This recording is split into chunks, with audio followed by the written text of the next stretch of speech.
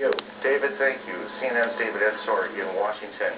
CNN's Brian Palmer joins us on the phone from here in Manhattan. Brian, why don't you begin by telling me where you are? We are in front of the criminal courthouse after being pushed north slightly. We watched one of the towers of the World Trade Center disappear from the skyline. It basically folded into itself in a plume of gray smoke. A crowd of thousands of people dashed up Broadway, followed by emergency services personnel. That's all we know now. We're watching the plume of smoke and debris just sort of waft across lower Manhattan, and people are lining up at this payphone behind me trying to find out whether their relatives are safe. Well, let me just briefly go to Randy. Randy, just look out there and tell me what you're thinking when you see what now appears that at least part of one of the landmark buildings in this city, one of the most recognizable buildings in the country, is gone. It's the kind of moment you hope will never come. When you have been in government, when you care as much about this city and this country as a mayor like Rudy Giuliani does, it's a moment you pray will never come, and you pray for the families of anyone affected by this tragedy. But as a city, we come together, and our emergency services provide every support they can in the face of such a senseless tragedy.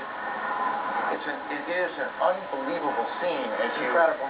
You look down, I mean, we stand here at some point every day looking out at this city this time of year. It's extraordinarily pretty, and you see those two buildings high above lower Manhattan, and you look out there today and you see this gaping hole in one of them. There's plumes of smoke that continue to pour from the scene, and you know that there's nothing behind. That second tower, or at least parts of it, are gone. We join now one of our affiliates, WNYW, and their coverage here in New York.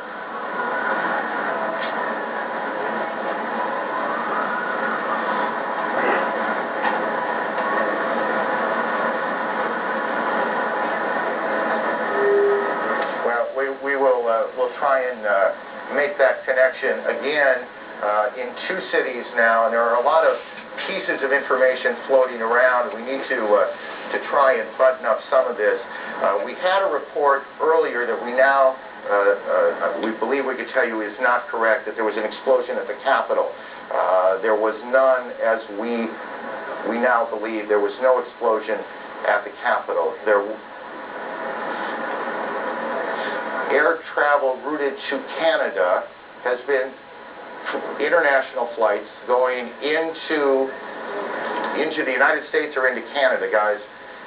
Into the United States. International flights headed for the United States are being sent to Canada now, to airports there, as all air traffic in the United States has come to a halt. The FAA has shut down every airport in the country, and to our knowledge, and this is to the best of our memory, that has never happened before. We're starting to get some pictures of the scene from the ground here in Manhattan.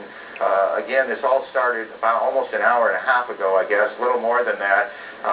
This is a live picture of the scene now. We have crews on the ground, and they've been trying to get tape back so we can show you the situation on the ground.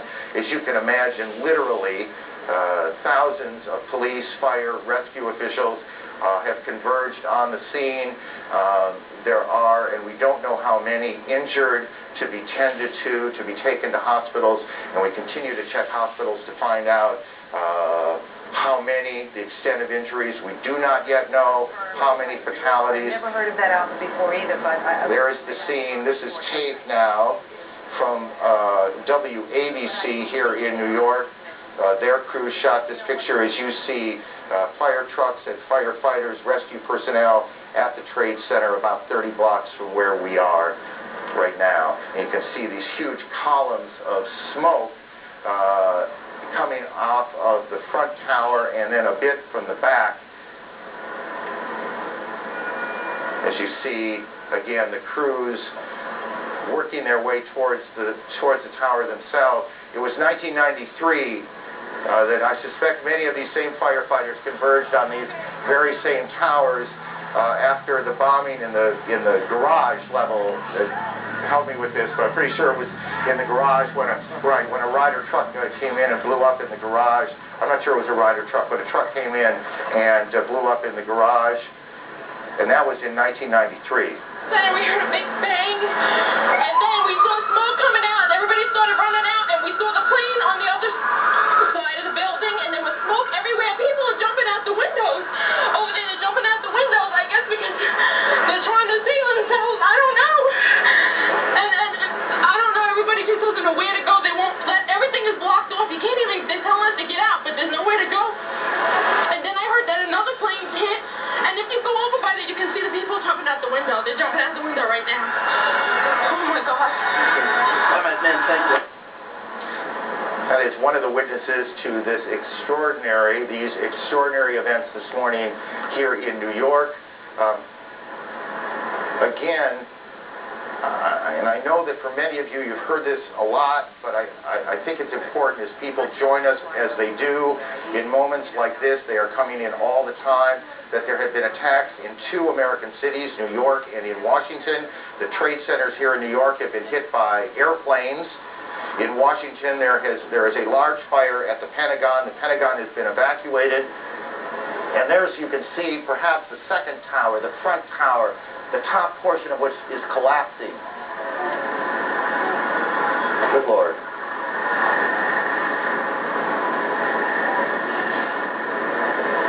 There are no words. You can see large pieces of the building falling. You can see the smoke rising. You can see a portion of the side of the building now just being covered on the right side as I look at it, covered in smoke. This is just a horrific scene and a horrific moment. The president, who is in Florida today, is en route back to the White House. He took off a short time ago. The White House itself has been evacuated on the basis of what the Secret Service says was a credible threat on the mansion itself. We believe now that we can say that portions of both towers of the World Trade Center have collapsed. Whether there were second explosions, that is to say explosions other than the planes hitting them that caused this to happen, we cannot tell you. Rose Arcee, one of our CNN producers, is on the phone. Rose, what do you got?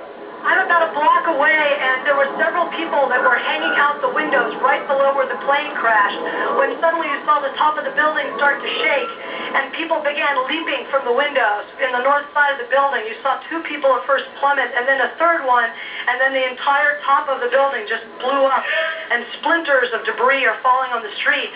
Where I'm right now, there's a thick plume of smoke, and you can see crowds of people, including emergency service workers and police officers, running from the scene, screaming. And there's a school nearby where there were kids in the schoolyard. That has been emptied out, and they're running up the street now, too. The whole sort of the neighborhood, I'd say several blocks up, is covered by this almost powdery smoke. Little tiny pieces of building you can see just floating in the wind around it. It's almost like a huge cloud had kind of enveloped that part of lower Manhattan. It is just one of those awful moments that you need to look at for a minute or two to absorb exactly what has happened. 2 of the most recognizable buildings in the city of New York have been attacked, and both of them appear to have collapsed, at least in part. The second of the 2 collapses taking place just a moment or so ago, perhaps 2 or 3 minutes ago. There are also apparently coordinated attacks that have taken place in Washington on the Pentagon. The State Department has been evacuated.